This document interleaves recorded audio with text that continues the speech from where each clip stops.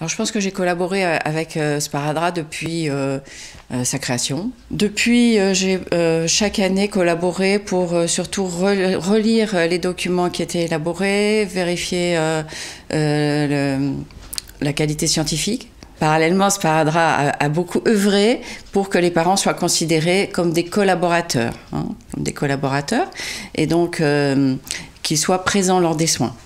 Il y a beaucoup de résistance dans les services hospitaliers pour ça, parce qu'on pensait que c'était plus vite fait de faire sans les parents. Et puis, si on ne traitait pas la douleur aussi, on le faisait loin des yeux des parents.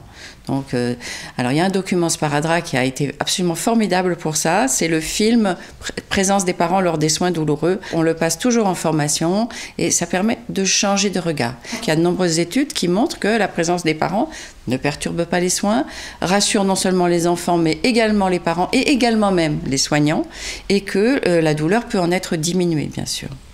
On a beaucoup travaillé aussi pour promouvoir l'évaluation de la douleur chez les enfants.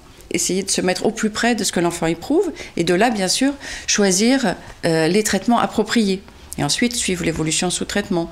Et donc, on a beaucoup œuvré pour promouvoir l'évaluation de la douleur avec des outils validés. Il y a ce qu'on appelle une échelle visuelle analogue, où l'enfant se situe entre les deux extrêmes. On utilise chez les plus petits l'échelle de visage, qui a été validée par des collègues canadiens. Et puis ensuite, quand ils sont petits, on utilise des scores comportementaux.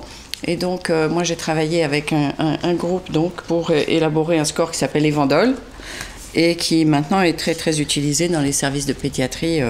L'évaluation de la douleur, c'est pas un but en soi, mais c'est une étape un peu incontournable pour améliorer le soulagement.